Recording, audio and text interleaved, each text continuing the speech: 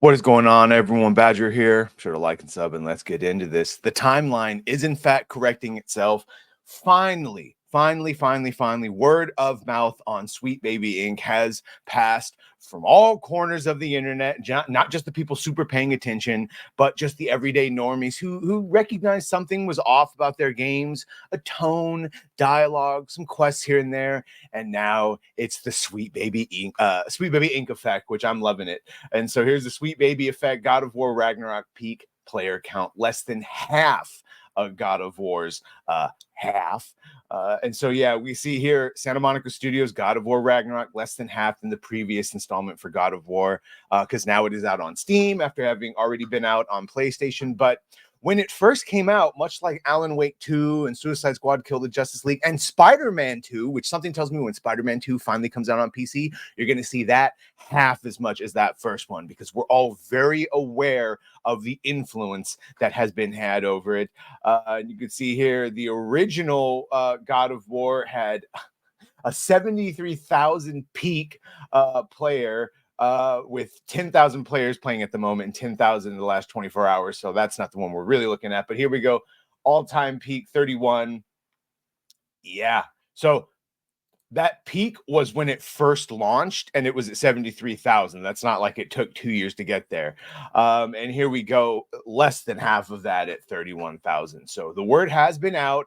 And it's for a couple of different reasons. So another reason, lack of players, of course, could be that it's full price, even though it was an exclusive in PlayStation 2022. So a full priced game.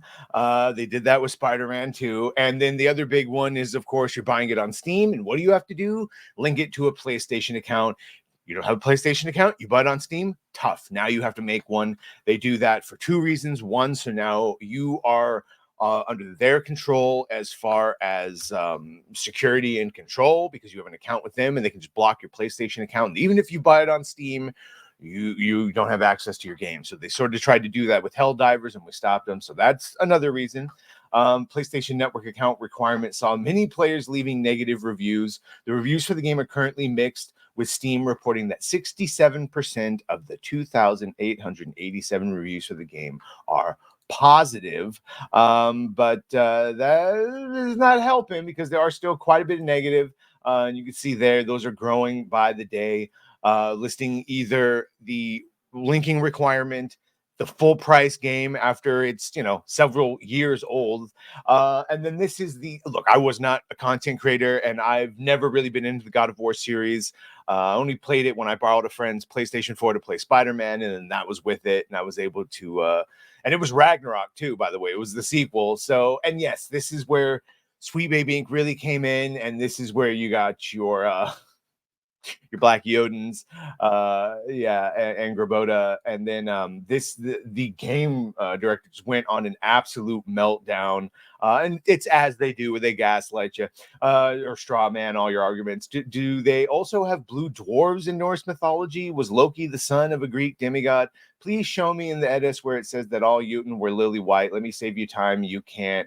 I've read that this is where they try to make them as accurate to the lore as possible until they change something for a reason other than the story, and then they try to defend it. You do know Jotun aren't real, right? Right. There you go. So that's the Jotun aren't real, right? Yeah. Well, Wakandans aren't real either, but you still wanted Black Panther to look like Black Panther. But I get it. You were only okay with Yoga Mander because his scales were white, right? Yeah. And then just everyone's a racist if they dare to point out the obvious pandering. You caved outside pressure. I can count on two fingers of the notes we've gotten for the story. And this is the other thing that, like, believe them when they say this. All these decisions to change skin colors and sexualities already made before the Sweet Baby Inks already show up. You made it political. As a writer, your job is to tell stories that are compelling and relatable. You bring pieces of yourself to the stories, and opinions shine through.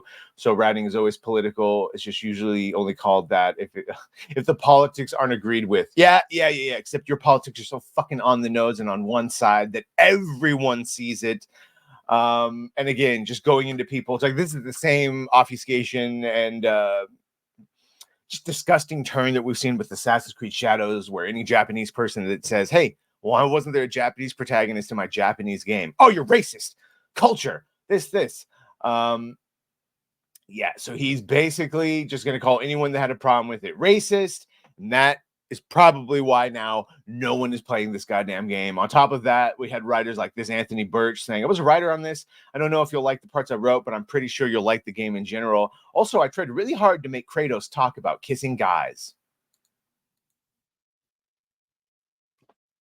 So there you go.